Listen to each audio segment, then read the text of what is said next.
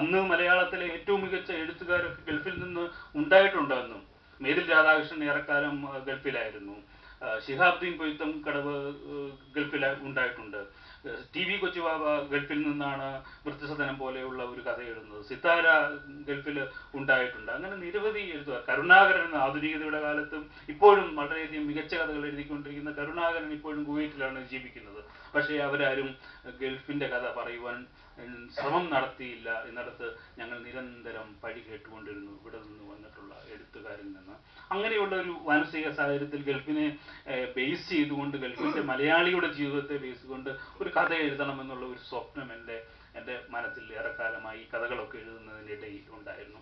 രണ്ടാമത്തെ ഒരു കാര്യം, എങ്ങനെയോ ചില ചിന്തകളുടെ ഇടയിൽ നിന്ന് ഒരു മനുഷ്യനും ദൈവവും മാത്രമുള്ള ഒരു സാഹചര്യത്തിൽ അയാൾ എങ്ങനെയാവും തൻ്റെ ജീവിതത്തെ അതിജീവിക്കുക എന്നുള്ള ഒരു പ്രശ്നം ഞാൻ എപ്പോഴും എൻ്റെ ചിന്തകളിൽ എന്നെ ഒന്ന് അലട്ടിയിട്ടുണ്ട്. എങ്ങനെയാവും അയാൾ സംവേദിക്കുക, അയാൾ എങ്ങനെയാവും തൻ്റെ ജീവിതത്തെ മുന്നോട്ട് കൊണ്ടുപോകുക, അയാൾ ആരോടാവും വർത്തമാനം പറയുക, അയാൾ എങ്ങനെയാവും ഓരോ ദിവസങ്ങളും കഴിച്ചു കൂട്ടുക എന്നുള്ള ഒരു ചിന്ത. പക്ഷേ അത്തരം ചിന്താ പദ്ധതികളെ ജീവിതമാക്കിയോ അല്ലെങ്കിൽ കഥാസന്ദർഭങ്ങളാക്കിയോ മാറ്റുവാനുള്ള വക എൻ്റെ ഇല്ലാതിരുന്നത് കൊണ്ട് ഞാൻ അതിനെ അങ്ങനെ എൻ്റെ മനസ്സിൽ സൂക്ഷിച്ചിരിക്കുകയായിരുന്നു.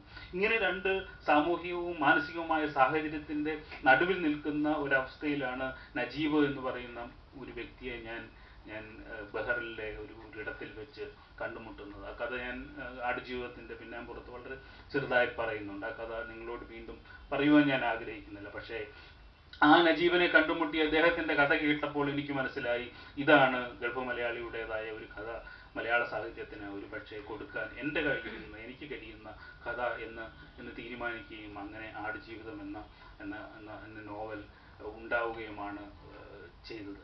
ഇതാണ് ആടുജീവിതത്തെ സംബന്ധിച്ചുള്ള ഒരു പക്ഷേ നിങ്ങൾ കേൾക്കാൻ ആഗ്രഹിച്ച അല്ലെങ്കിൽ അതിൻ്റെ പിന്നിലുള്ള അതിന് ശേഷമുള്ള കഥകളൊക്കെ നിങ്ങൾക്ക് അറിയാവുന്നതാണെന്ന് തോന്നുന്നു.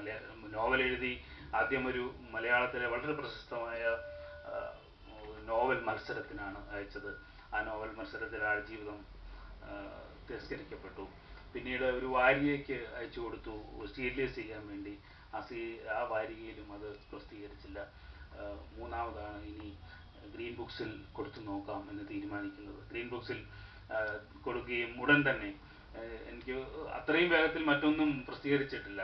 എൻ്റെ പല കഥകളും വാരികകളിൽ വന്നിട്ടുണ്ട്, തിരസ്കരിക്കപ്പെട്ടിട്ടുണ്ടെങ്കിൽ പോലും ആടുജീവിതം ഗ്രീൻ ബുക്സിൽ കൊടുത്ത് ഉടൻ തന്നെ ഒരു 2 ആഴ്ചയ്ക്കുള്ളിൽ തന്നെ എനിക്ക് മറുപടി വന്നു, ഈ നോവൽ ഞങ്ങൾ പ്രസിദ്ധീകരിക്കാൻ തീരുമാനിച്ചു എന്ന്. അതൊരു വലിയ സന്തോഷത്തിൻ്റെ അനുഭവമായിരുന്നു. 2 ഇടത്ത് നിന്ന് തിരസ്കരിക്കപ്പെട്ട ഒരു നോവൽ എന്ന് മാത്രമല്ല, ആടുജീവിതം കൂടി വായനക്കാരൊന്നും നേരാവണ്ണം സ്വീകരിക്കുന്നില്ലായിരിക്കും. കാരണം ഞാൻ അതിനു മുമ്പാണ് അക്കപ്പൂരിൻ്റെ 20 നസ്രാണി വർഷങ്ങൾ എന്ന് പറയുന്ന നോവൽ അതിൻ്റെ ഏകദേശം തൊട്ട് മുമ്പിലാണ് എഴുതിയത്. അത് മാധ്യമം വാരികയിൽ സീരിയസ് ചെയ്ത് വന്നുകൊണ്ടിരിക്കുകയും ഒക്കെ ചെയ്തതാണ്. എന്നിട്ടും അത് വേണ്ടവണ്ണം ശ്രദ്ധിക്കപ്പെട്ടില്ലല്ലോ എന്നുള്ള ഒരു വിഷമം എൻ്റെ ഉള്ളിലായിരുന്നു. ഇപ്പം ആടുജീവിതം കൂടി ശ്രദ്ധിക്കപ്പെടുന്നില്ല എങ്കിൽ സാഹിത്യ ജീവിതത്തിൽ നിന്ന് തന്നെ ഏകദേശം നിർത്താം, ഈ പണി നമുക്ക് പറ്റിയതല്ല എന്നാണ് എനിക്ക് തോന്നുന്നത് എന്നുള്ള ഒരു ഘട്ടത്തിൽ വെച്ചാണ് ആടുജീവിതം പ്രസിദ്ധീകരിക്കപ്പെടാൻ ഇടയാവുന്നതും പിന്നീട് വായനക്കാരൻ അത് സ്വന്തം പോലെ ഏറ്റെടുക്കുന്നതും. ആ കഥ നിങ്ങൾക്ക് അറിയാവുന്നതാണ്. 2010 അതിന് കേരള സാഹിത്യ അക്കാദമി പുരസ്കാരം ലഭിക്കുന്നു.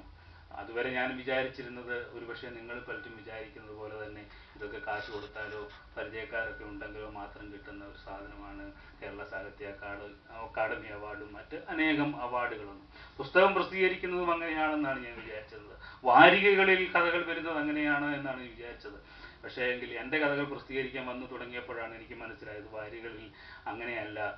നമ്മൾ നല്ല കഥകളൊക്കെ എഴുതി അയച്ചാൽ ചിലപ്പോൾ നമ്മുടെ കഥകളും വാരികകളിൽ പ്രസിദ്ധീകരിക്കും എന്ന്. അത് എപ്പോഴും ഞാൻ അങ്ങനെ ഒരു പോസിറ്റീവ് മൈൻഡ് എൻ്റെ ജീവിതത്തിൽ വെച്ച് പുലർത്തിയിട്ടുണ്ട് എന്നുള്ളതാണ്.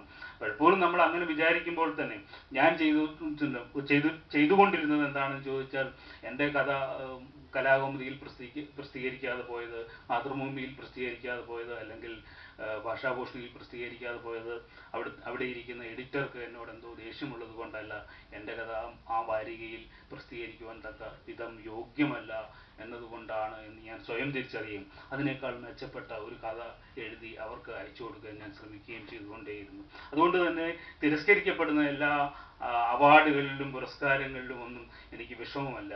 എന്നെ കൂടുതൽ ആവേശ ഉജ്ജ്വലനാക്കുകയും ഇതിനേക്കാൾ മെച്ചപ്പെട്ടതെന്തോ ഈ അവിടെ ഇരിക്കുന്ന ജഡ്ജിങ് കമ്മിറ്റിയോ അവിടെ ഇരിക്കുന്ന പത്രാധിപരോ അവിടെ ഇരിക്കുന്ന വായനക്കാരോ എന്നിൽ നിന്ന് പ്രതീക്ഷിക്കുന്നുണ്ട് എന്ന് ഞാൻ വിചാരിക്കുകയും എൻ്റെ കഠിനാധ്വാനത്തിൽ നിന്നുകൊണ്ട് എൻ്റെ കഴിവിൽ നിന്നുകൊണ്ട് ഞാൻ മികച്ച കഥകൾ എഴുതാനുള്ള ശ്രമങ്ങൾ നടത്തിക്കൊണ്ടിരിക്കുകയും ചെയ്യുന്നു. അതുകൊണ്ട് കിട്ടിയിട്ടുള്ള നിരവധി പുരസ്കാരങ്ങൾ, അതിനുശേഷം ഞാൻ ഒരു 10-15 പുരസ്കാരങ്ങൾ ആടുജീവിതത്തെ തേടി വന്നു. മാനേഷ്യൻ ലിറ്റററി പ്രൈസിൻ്റെ ലോങ് ലിസ്റ്റിൽ വന്നു. വലിയ സന്തോഷമുണ്ട്. കാരണം ഞാൻ വളരെയധികം ആദരിക്കുന്ന, സ്നേഹിക്കുന്ന എൻ്റെ പ്രിയപ്പെട്ട എഴുത്തുകാരനായ ഒർഹാൻ പാമൂക്കിൻ്റെ പുസ്തകത്തിനൊപ്പം ആടുജീവിതത്തിൻ്റെ പേര് കൂടി വരുവാൻ കഴിയുക എന്ന് പറയുന്നത് ഒരു വലിയ കാര്യമാണ്. മറ്റന്നാളിൽ DCS ജയ്പൂർ സാഹിത്യ ഉത്സവത്തിൻ്റെ ഷോർട്ട് ലിസ്റ്റിൽ ഉണ്ട് പുസ്തകം. അതും മലയാളത്തിൻ്റെ മികച്ച എഴുത്തുകാരൻ ആനന്ദും ഞാനും സൈറസ് മിസ്ത്രി എന്ന് പറയുന്ന ഇന്ത്യൻ ഇംഗ്ലീഷ് ഇംഗ്ലീഷ് റൈറ്ററായ ഞങ്ങൾ 3 പേരാണ് ഇന്ത്യയിൽ നിന്ന് ആ പുരസ്കാര പട്ടികയിൽ വന്നത് എന്നുള്ളത് സാഹിത്യത്തെ ഒരിക്കലും പഠിച്ചിട്ടില്ലാത്ത, സാഹിത്യത്തിൻ്റെ പിന്നാലെ പോയിട്ടില്ലാത്ത, സാഹിത്യ പരിചയങ്ങളില്ലാത്ത, എഡിറ്ററെ പരിചയമില്ലാത്ത, സാഹിത്യകാരന്മാരെ ആരെയും സാഹിത്യത്തിലേക്ക് വരുന്നതിന് മുമ്പ് പരിചയമില്ലാത്ത, എൻ്റെ വീട്ടിൽ വായനക്കാരായി ആരുമില്ലാത്ത, ഒരു സാഹിത്യത്തിൻ്റെ പാരമ്പര്യമായ വഴികളൊന്നുമില്ലാത്ത വഴിയിൽ നിന്ന് വന്ന എന്നെ സംബന്ധിച്ചിടത്തോളം അതൊരു വലിയ കാര്യമായി കാട്ടുന്നു. അത് എൻ്റെ മാത്രം വലിയ കാര്യമല്ല, സാഹിത്യത്തെ സ്നേഹിക്കുന്ന എല്ലാവരുടെയും വലിയ കാര്യമായി ആണ് ഞാൻ കരുതുന്നത്. കാരണം ഇത് എൻ്റെ വിജയമല്ല, സാഹിത്യത്തിൻ്റെ വിജയമാണ്.